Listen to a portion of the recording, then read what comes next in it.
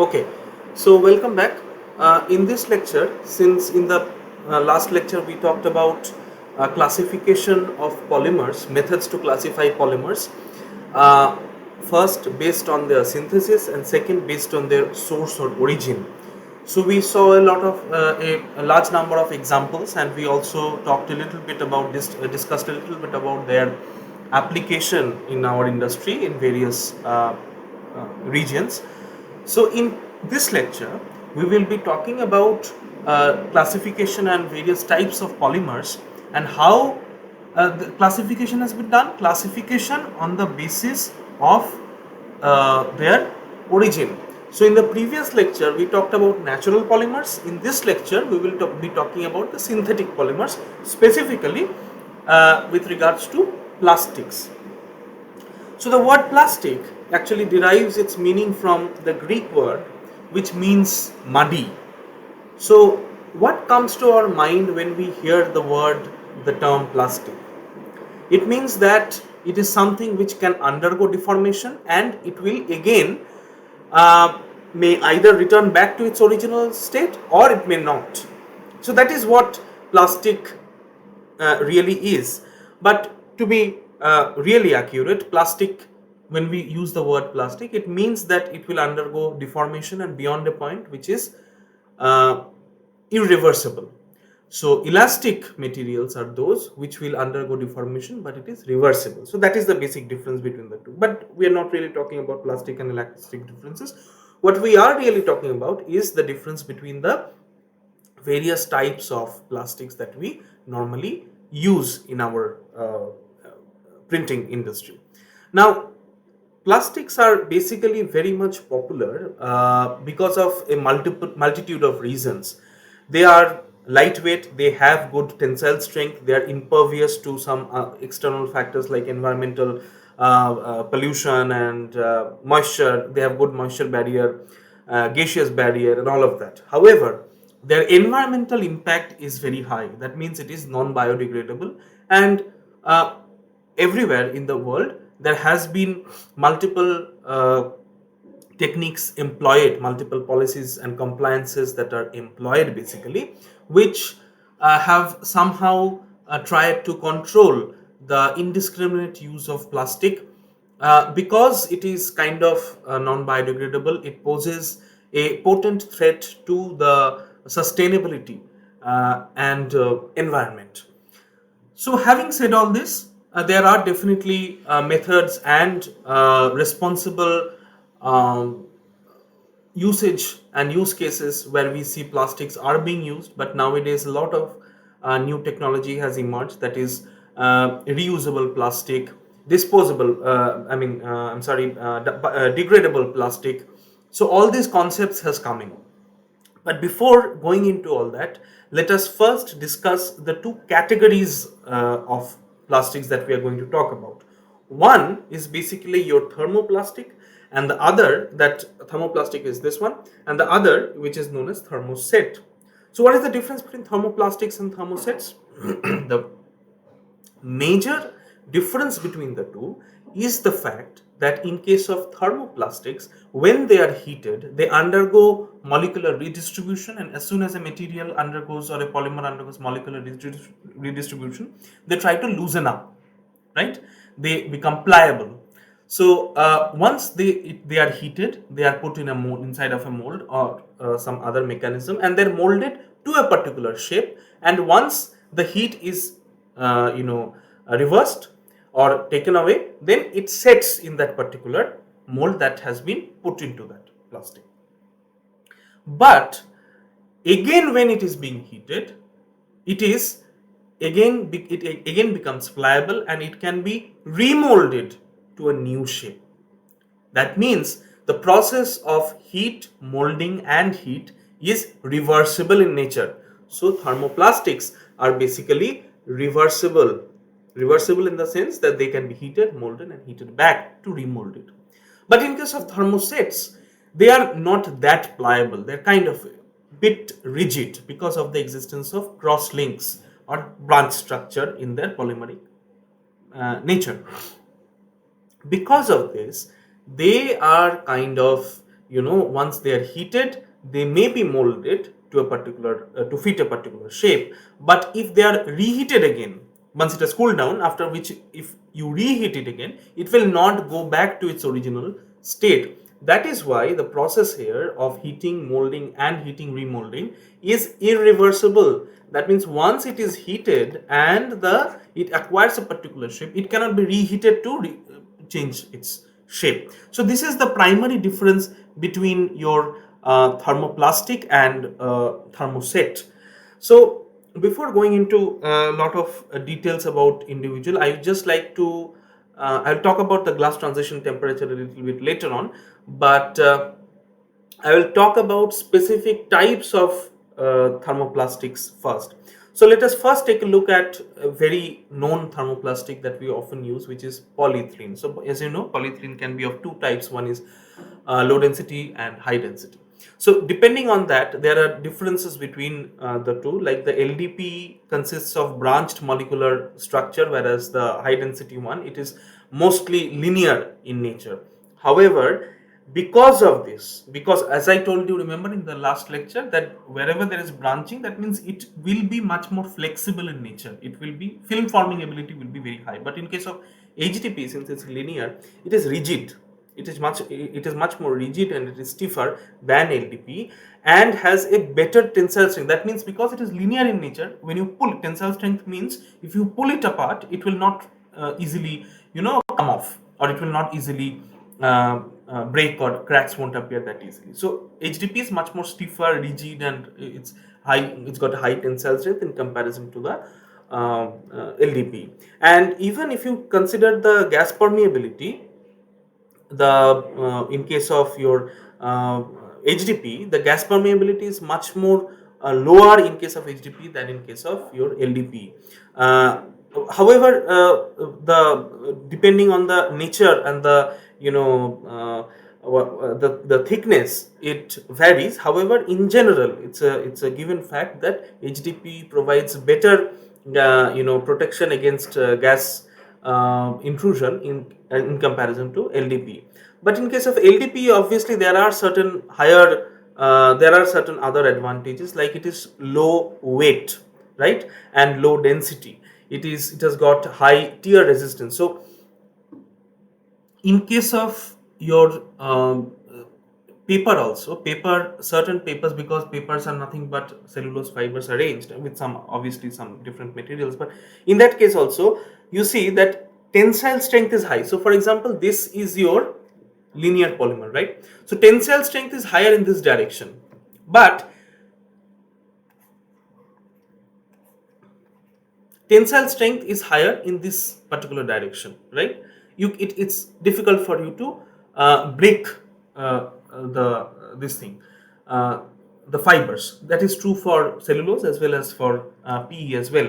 But you see, in case of LDPE, it has got higher tear resistance, lower tensile strength, but higher tear resistance. That is one of the important factors or important properties of LDPE. It is extremely flexible. It can be molded almost to any shape or film, and as I told you, film forming ability is very high, and it provides a reasonable resistance to chemical reaction towards various materials like moisture, acids, alkalis, etc.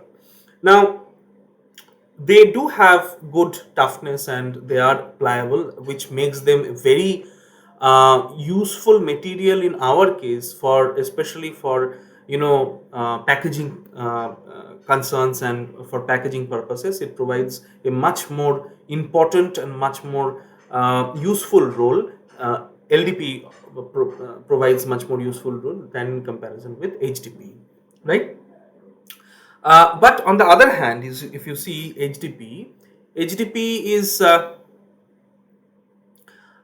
is having a higher crystalline structure, and as I told you, it's linear in nature. So see, it's much more linear in nature, HDP, and it has good tensile strength, as I told you, and of course it has better chemical resistance, better gas permeability, or gas permeability properties in comparison to LDP.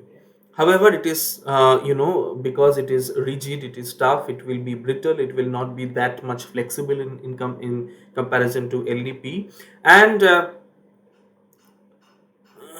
it has got some properties which makes it useful for molding, especially for where you require rigid materials, where you require strong materials for like pipes and implants. So you require rigidity, you require stiffness in those materials, so that cannot easily be bent. So in those kind of applications you find wide use. So the next type of thermoplastic I wanted to talk about is polymethyl methacrylate. It is basically a polymer of methyl methacrylate. It has very good rigidity, stiffness, and provides a good resistance to acids and alkali attacks. But it has got low scratch resistance. This is primarily used in adhesive type of compounds, right?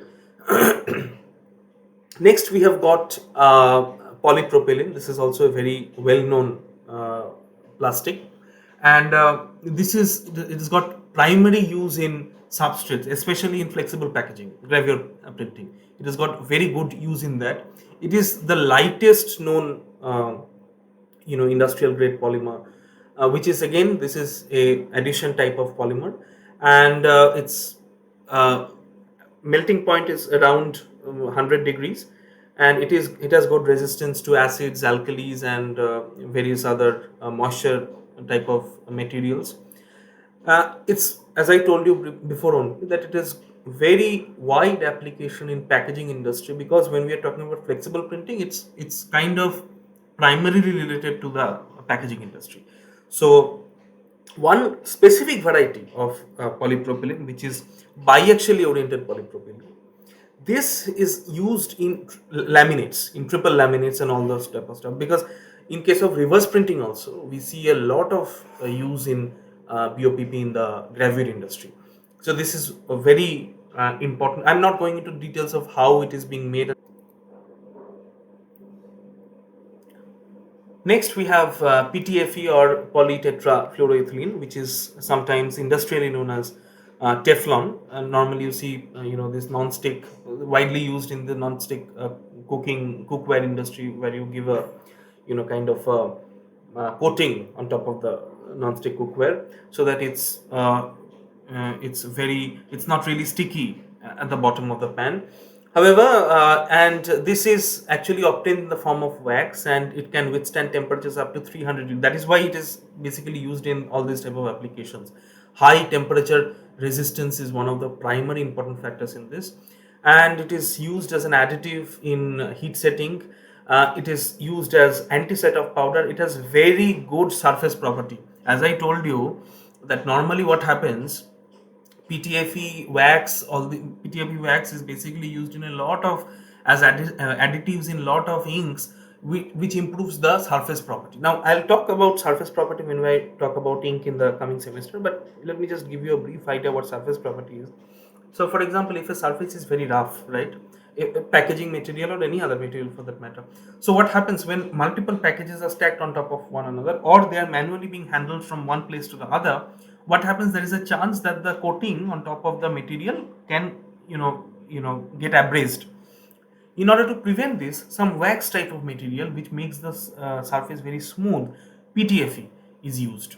There are a lot of other applications and a lot of other materials also which improves the surface property. But PTFE is one such material which is widely used in all sorts of inks and coating industry for improving the surface property. So what happens once you make the surface non-abrasive in nature, so even if you stack a large number of sheets, large number of packets on top of other, it will not be very easily removed. The coating will not be very easily removed. So that is one example of that is one important aspect or important property of the PTFE. Next, we come to the polyvinyl acetate, which is the again one form of addition polymer of vinyl acetate. This is soluble in most of the aromatic solvents, alcohol, esters, and it will form emulsion with water. And this is used as a heat sealable adhesive in book binding and packaging. So heat sealable adhesives are basically if you have seen the chocolate packs, the you see on both the ends, or even the shampoo sachets. So on both the ends, basically, you will see something like this. So this may be this may be how the sachet look. So you see, the seal is basically provided at one at this end, one at this end, right?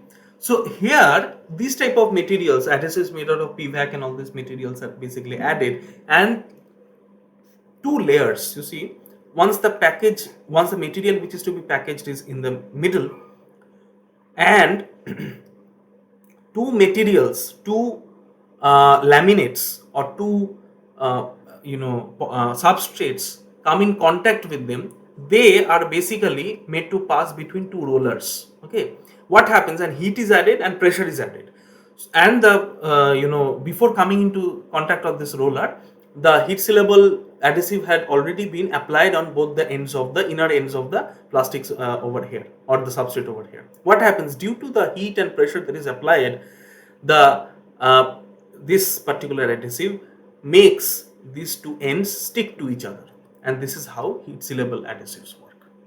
Okay, so this PVAC has got a wide application in that particular industry. Next, we have got another important this thing polymer, thermoplastic polymer, which is PVA, or polyvinyl alcohol. This is a water soluble polymer, and this is used widely in our industry, especially in plate making, conventional plate making, like in PVA deep etch and other making of other light sensitive coating.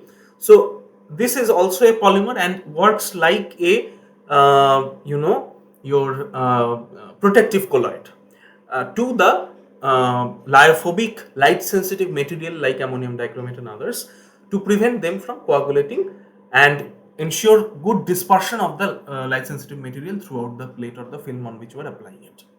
Okay, so this is polyvinyl alcohol. We also have polyvinyl chloride, PVC. I think I mentioned it somewhere before also. Where do you see PVC application widely? Not just in our industry. Where else do you see PVC to be used? So it's basically used widely throughout almost any industry nowadays, especially in the packaging and many other industries for that matter. This is very inexpensive actually. That is why its popularity is so high. It is non-flammable and is insoluble in most of the hydrocarbons, vinyl chloride, alcohol, water, and it has good, very good, I think, gas, thermoforming properties, so that you can actually, thermoforming means, like in thermoplastics, you add heat to the polymeric material, and it will, because it is pliable, it will change its shape. It will be molded in any shape that you use. So these are some of the properties, and why, I mean, in our industry it is widely used for packaging and plastic binding and all this kind of stuff, right? So next we have got some, yeah, this is another example of thermoplastic, which is the PET. So PET is polyethylene terephthalate. This is another very well known material which is used, which is nowadays used a lot in the packaging industry. Can you name some products which is being printed with or which is being packaged with PET as the substrate or the packaging material? Take a look around your household items, all the FMCG items that you buy. So can you, another exercise that I'm small exercise that I'm giving you, can you tell me some materials which are actually packaged with the help of PET, polyethylene terephthalate, as the primary packaging material? Just take a look around your house and just list some of the names and let me know in the Google Classroom platform. Okay, so next what we have is basically your, just the other variety of synthetic plastic, which is thermoset. As I already told, these are basically your non reversible type of plastics. That means once you heat it, they are being molded, and after the heat is being withdrawn, there is, it will not go back. One again, if you reheat it, it will not go back to the original state it was found. So phenol formaldehyde, bakelite, industrially which is known as bakelite, this is a very important and widely used type of thermoset plastic. It is widely used for packaging materials, also in adhesives as well, in various types of items in the industrial production environment and all this. Next, we have got this urea formaldehyde. This is also widely used in your adhesive industry. Now, the next type of thermoset plastic that I wanted to talk about are the, polyesters. Now, polyesters is another very important type of plastic that we widely used in various purposes. So, the first type of polyester that I wanted to highlight are the saturated polyester resins that are prepared by the condensation. If you remember our original discussion on your condensation polymerization reactions, what happened was we saw that we used a dibasic and diamines to create either amide or diols and diacids to create your esters. So in this case also we will see the same type of reaction. So what in this particular case, what are we seeing? We seeing the saturated dibasic acids and glycols. Now they together undergo a condensation polymerization reaction to create some polyester. Now the fibers formed from these type of materials, polyesters has, I mean, we all know that these type of materials are widely used in the textile industry, but in our case also they are used as substrates for the flexographic printing materials, and they also serve as some of the base on which the emulsions and light sensitive coatings are there on the graphic films. So apart from this, we also have got the since we talked about the saturated acids, we also needed to talk about the unsaturated polyester resin. These are basically prepared with the help of unsaturated dibasic acids and diols. For example, it may be either anhydrides or glycols, etc. Now, the material that is prepared, the resin that is prepared, they are basically low in molecular weight, and they are also very much cross-linked in nature. So they have good water and moisture resistance, and that is all about polyester resin. Next, one of the most important type of thermoset resin that I wanted to talk about are the alkyd resins. Now, alkyd resins are kind of they're very important in the printing ink industry, especially in the offset printing ink industry. What happens again? This you see your polybasic acids and glycerol, and they are used for. So, for example, here in this case, phthalic anhydride and monoglyceride has been used to give rise to the alkyd resin.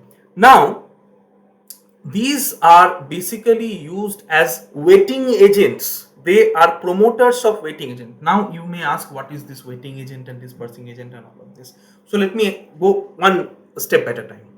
Now let me first give you how they are used. This alkyd resin that are being prepared by this type of reaction. So one thing that I would like to mention, that since I am stating and I am showing all these chemical formulas and all, rest assured you are not required to remember or memorize all these formulas and anything, because that is repeatedly I am saying, this is not a chemistry class. This is not, you are not studying chemistry diploma or chemistry degree. Our focus is not that, but the reason I am showing you is get a basic understanding of what makes what. I mean, if someone tells you what is an alkyd resin, you should not fall from the sky. What is the purpose of let's say PET in our industry? What are the properties of PET? Most importantly, what are the applications of PP in our industry? That is more important. Where to use what material, what properties are required for a particular printing or post printing operation, and how to choose that particular material. What are the criteria to choose that particular? This is identifying this. If a problem happens, then how to find out the root cause analysis of that problem. These type of things are very important to understand. Okay, so don't get afraid by all these big formulas and all this. So most important is finding out application and finding out root cause analysis of the issues, right? As I was saying, alkyd resins are basically used and cooked in oil. So details I will tell you later on when we go into the ink part. But basically, idea is, in case of linseed oil or soya oil or any other vegetable oil, they are being basically cooked inside of the alkyd resin is cooked inside of the oil. Mostly they are cooked in linseed oil, and the resulting material is known as linseed alkyd. Depending upon the quantity of oil used in comparison to the alkyd resin, they are either termed as long oil alkyd or short oil alkyd. Now you may ask that what is long oil and short oil? Very easy. If the proportion of relative proportion of oil, linseed oil, is higher in comparison to alkyd, then that is known as long oil alkyd. The resulting mixture is known as long oil alkyd, and vice versa, it is known as short oil alkyd.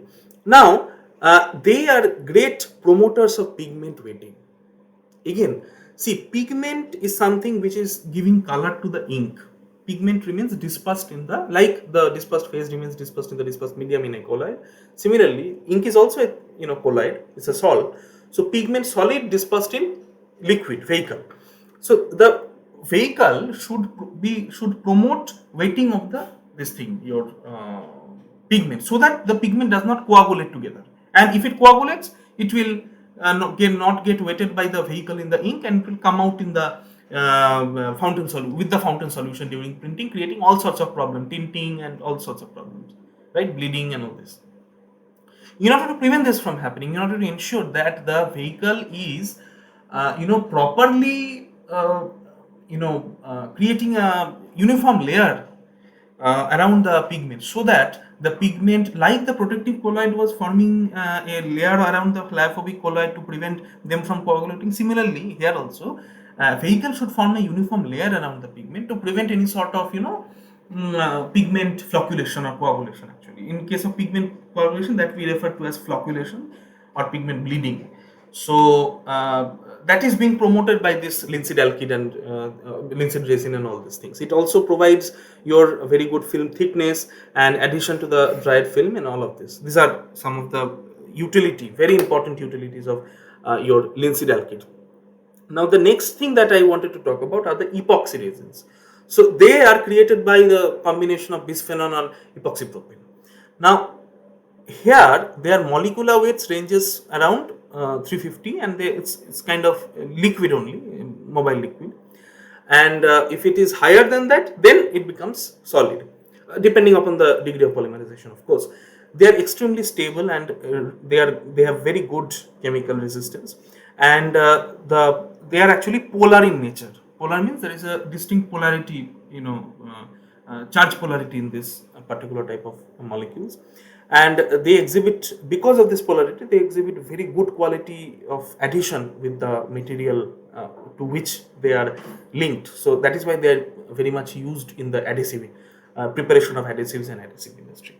Next, we have got polyurethane. Polyurethane is again, it's a very important component today, especially in the ink industry and the adhesive industry also. These type of thermoset plastics are, polymers are used. So they are created by diisocyanates and diols, as you can see from here. They have very good resistance to abrasion and solvents, and they are used for the making of whole lot of things. They are used in inks, they are used in adhesives and coatings and your rollers and all these things. Now when they are used in your in the inks, obviously because they are the resins, they are combined with the help of oils, so that they may form the vehicle. So that is all. Here, next the point is our silicon resins. Silicon resins are basically polymers with alternate of oxygen and carbon atoms. So depending on the amount of the alkyl silicon and the that is used, alkyl silicon halide that is used, they may be either viscous liquid or gaseous or semi-solids, or even they can be true rigid solids also. They have very good resistance to temperature, oxygen and oxidation even. So that is I think all about the thermosets, and in the next part we will be starting to discuss a little bit about elastomers. So they are another type of polymers which are widely used in various other printing applications like rollers and blankets and all of that stuff. So in this thermoplastics and thermosets, we literally discussed about the various applications of these type of plastics. Mainly you can say resin. In the resin form, they are used in inks, chemicals, adhesives, and also some of the thermoplastics are used while making of base of some films, and while making substrate also and laminating material also. So that is the thing. But one thing that I think I missed out is the glass transition temperature. See, glass transition temperature, which is sometimes referred to as T sub G. So this glass transition temperature is a very important property among the polymers. It is defined as the temperature in which a polymer passes from a rubbery flexible state to a rigid glassy state. So here for this particular polymer, which is 2, you can say this is the Tg or glass transition temperature for this polymer, because this is the temperature. Now you may ask, how does this happen? The reverse is also true. You can say it, I said the temperature in which the polymer passes from a rubbery flexible state to a very rigid and glassy state, right? This is how I define. But if you say, okay, I am going to define in the opposite direction, that means you say the temperature when a polymer is raised to a temperature above its glass transition temperature, then it passes from its rigid state to a flexible rubbery state. You can define it that way also, right? It works in both ways. So here, what the important point to consider in glass transition temperature is that how this works. So once you go on increasing the temperature, the amorphous regions in your polymer, they increase in those areas. The molecular mobility starts to increase. And as soon as the molecular mobility of some material in the amorphous solid starts to increase, they start to become more flexible, pliable and rubbery in nature. So this is what glass transition temperature is and what contributes to the glass transition temperature. Now, let me give you an example. So here I will write two things. One is the glass transition temperature of Tg of rubber, okay, is actually minus 70 degrees Celsius, and Tg of PET, let us say, is 70 degrees Celsius. Okay, so I may be a little bit, I do not exactly remember the Tg of PET, but it is somewhere around 70 to 80 degrees Celsius or somewhere around that.